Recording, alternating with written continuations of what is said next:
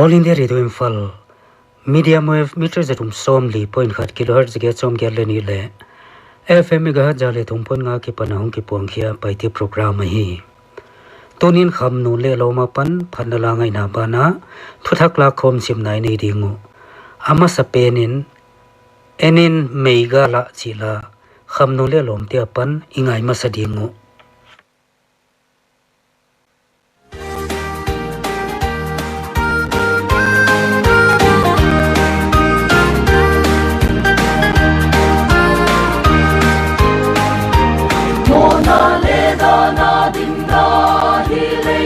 qua riêng lại là em nhìn thấy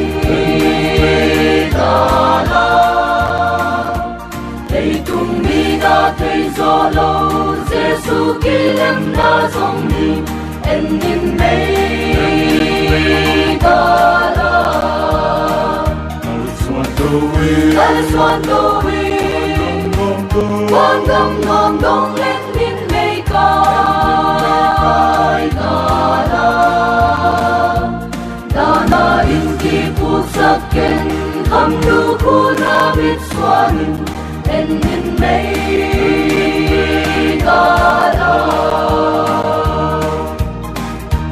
Atam silsia sabatung dawai sida meigama enin meigala Genzo lo ilung dam na up na to en len ki mu en nin nei gala Al suan do wi Quan gam ngom dong len nin nei kai gala Dana in ki pusaken kam du kuna bitswanin en nin nei gala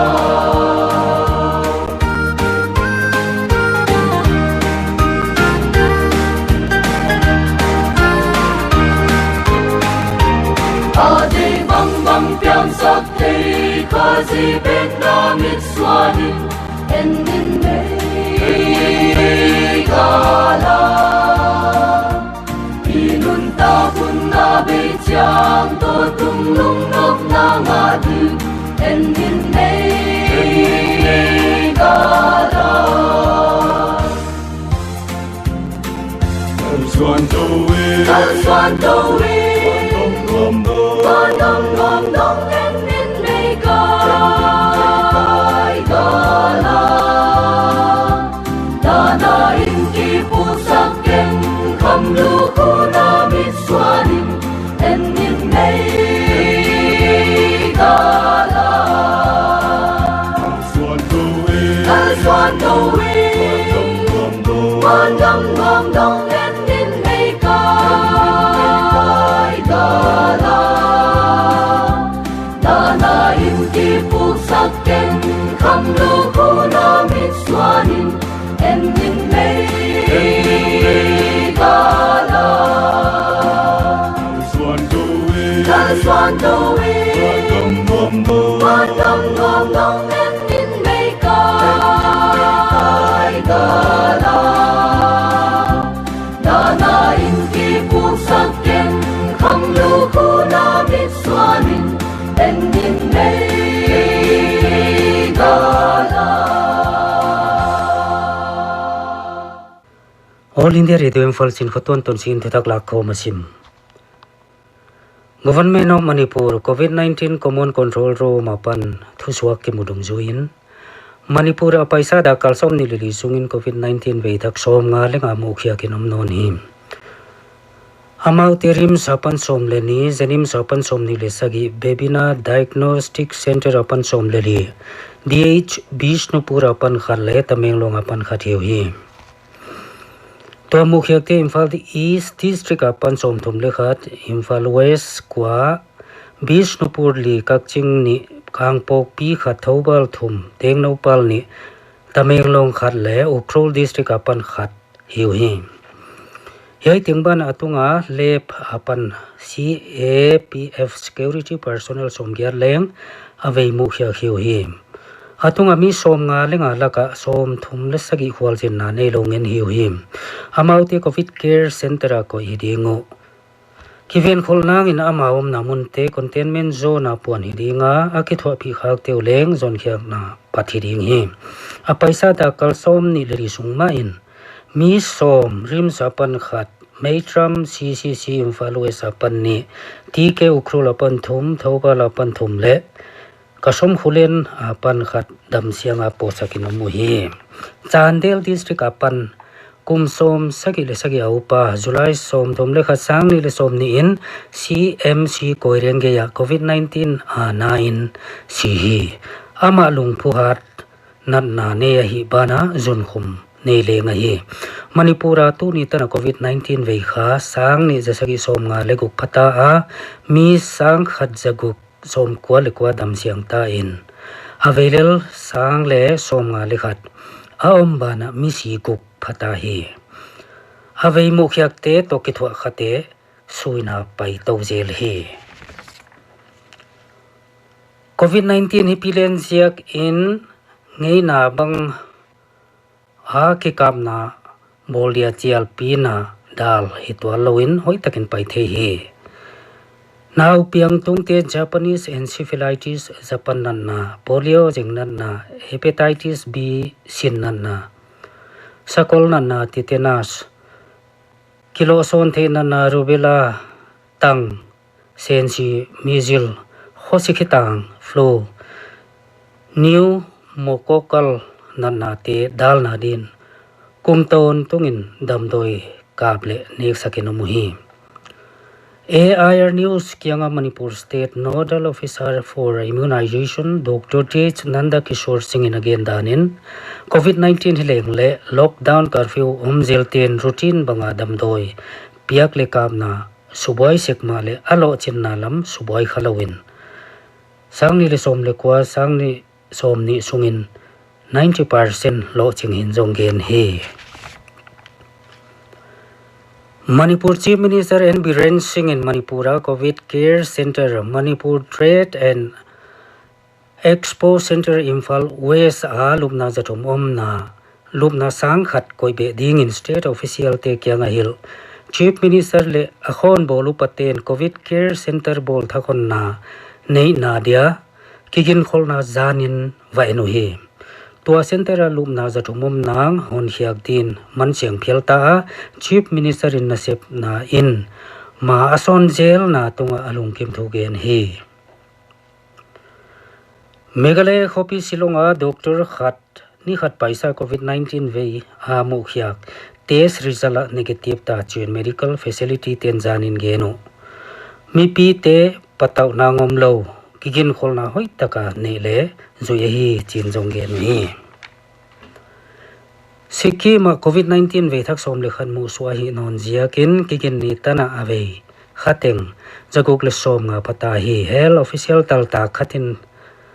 to bangin gen hi ave thak teng to aste ta mi zathum som giatin ve le lwa mi zani som gukle kwa dam ki kin som le kwa sita hi Assam COVID-19 ve Assam police som gukle khat dam ki ten Guwahati Medical College le hospital Guwahatiya asisan ngo plasma thohi health minister Himanta Biswa Sharma in hospital auditorium amaute navaidon in program zat pi hi Chief Minister Sarbananda Sonowal in sisan ngo plasma tho akipa pi thuagen bana mi hingtia dia na hoi sep na dia plasma mi pi ten tho din nge na leng ne hi mi pi pan pi nan COVID-19 hangsan takin kidau the chinjong tuita gen hi Prime Minister Narendra Modi National Education Policy 2020 zadya lemsang na bola akipa pi thu gen hi sot pi education po phadya nga ka omin honong tumtinga maktadoya sim hinna heklam dang ding hin leng tui tungtonin gen hi Nagaland COVID-19 vei pungto zela avei tam ki mu swa ni pen hiding in jani na vei thak mi za som thum legiat hi State Health and Family Welfare COVID-19 bulletin in again danin Dimapur apan avethak za som le sagi le Kohima apan som ni le khatom hi zanin mi nga dam siang oma adam siang teng zaguk som liom ta hi Prime Minister Narendra Modi in education policy thakin sepna jong tu te sepna bol tu in hek lam dang ding chin gen Smart India Hackathon 2020 hunjam na a thuge na a NEP policy amin pule lahi ke ya indemi te de gom khom na hi chi hi Prime Minister in thil thum siam sin naw pangte na top san ngei lo dingu gen hi tuate zilna dotna le adonna lai zil hakat thil sui le thil po siam sin na ko nga din ahun ahong tungta kumjabi som ni le khatna theina hun aita a tuama a hi new education policy in asep chileng Prime Minister in gen hi Madhya Pradesh a lockdown thak ko hino loading state solkalin amasa a lockdown ompen hilo adang ko hino loading hin hilchet na ne hi apaita da kalsom ni ri sungena state COVID-19 ve thak zagiat le giatoma agomin sangsom thum leni jaguk som leli tung to ta hi to hun sung ma in mi kwa CBA mi si teng zagiat som sagi le guk tung ta hi zanin jaguk som kwa le giat adam siang po sakhi wa Adam siang ago min sangsom ni leni zakwa som guk le kwa pata hi Bihar coronavirus ve khanghan mama a ve thak sang thum janga som ni le khat mukhya kinomi Hian ni khan hat pen ni hi ago min ve teng sang som nga len li janga le giat phajauta ave kha laka Rajya Sabha MP RCP Singh le Patna DM Telu Patna ave tampenin sang ko je thum som nga le giat Bagalpur in zomin sang ni jaguk som thum le giat le Muzaffarpur sang ni jali som nga le kwa pa hi Karnataka aleng COVID-19 ni tengin pungto zelin zanin ave thak sanga ja khasom sagi leni mu soinoma ago min ave teng noi kha sang som ni le ko jani som gia le sagi patauta mi sang thom jage som guk tham ta in hospital apan posak hiwa tu tanin mi sang som nga le thom jaguk som li le giat dam siang tau hi Punjab azu siang lo don jia ka si mi som gia le guk pata tan taran khia ami som guk le thom si in Amritsar som le ni le Gurdaspur Batala som le khachiu Chief Minister Amarinder Singh in excise official sagi le police guk twajia ken asep nawapan khol sak misi in kon pi te kyanga zan na dop nangin solkalin dangka noini thiat peding in puang hi tune ringa thuthak la khom isim khiak theu hi tinga hi abana hon pi zelin chi la khamnu le lom te pan hingai zom dingo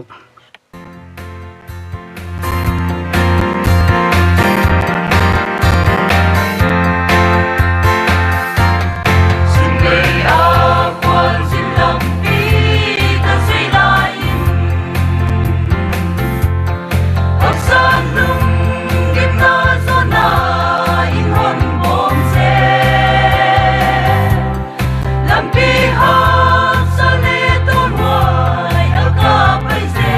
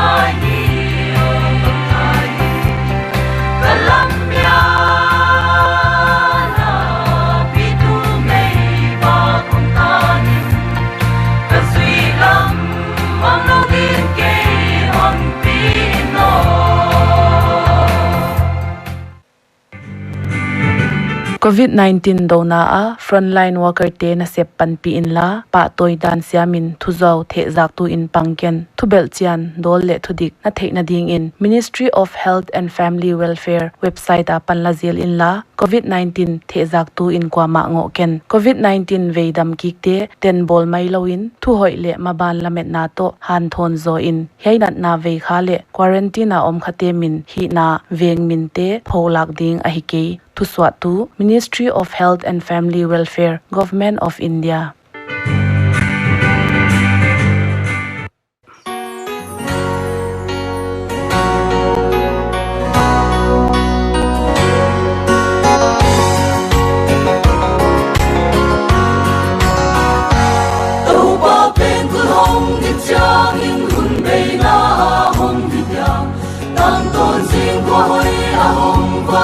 Ta bi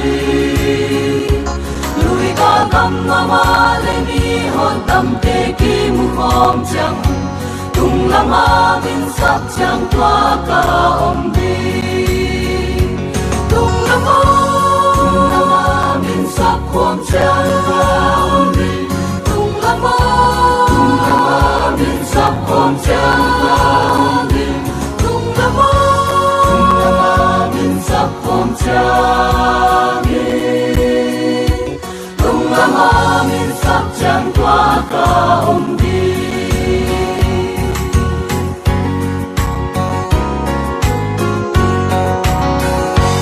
ngày kai lo tua sing ko ma ka krisa mi si te towa a tho non na tu pina tan chang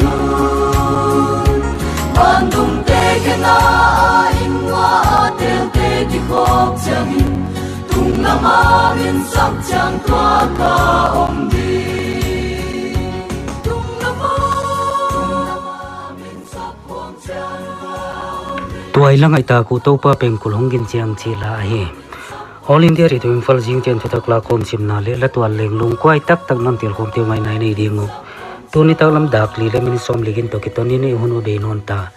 mon che pai te program ai tem tem om nom le mang pha